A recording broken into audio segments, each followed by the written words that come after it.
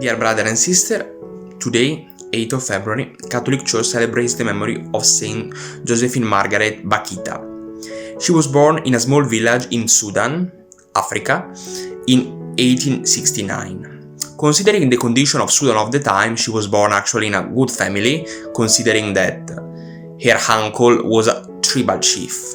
So she had a good childhood.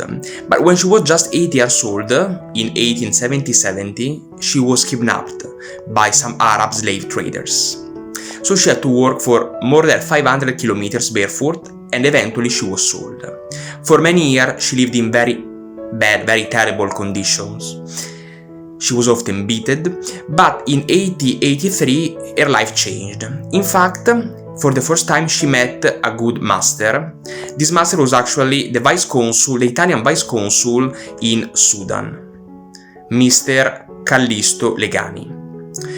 He was quite kind with her, and so when he decided to come back to Italy, she begged him to let her come with him, and he accepted. When they arrived to Italy, Mr. Legani decided to leave her with a dear friend of him, Mr. Micheli. Mr. Micheli also had many political and also, business affairs in Sudan, and he often came back to Sudan. One of this time, he decided to leave his slave in the convent of the Canossian sisters in Venice.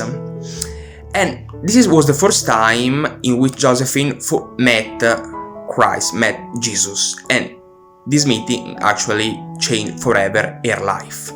In fact, she decided not to live anymore this convent, and in 1819, when she definitely got freedom, she got the baptism, and eventually she entered in the congregation of Canossian sisters, where she lived the rest of her life for almost 50 years.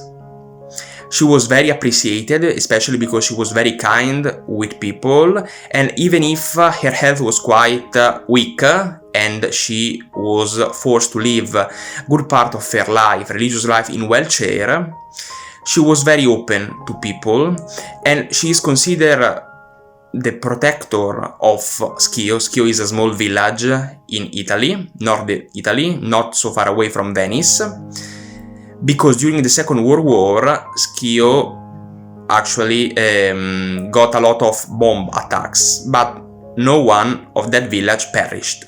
So she is considered like the protector of this village. After a long disease, as I told you, she died in 1947, and actually she was proclaimed saint in 2000 by Pope John Paul II.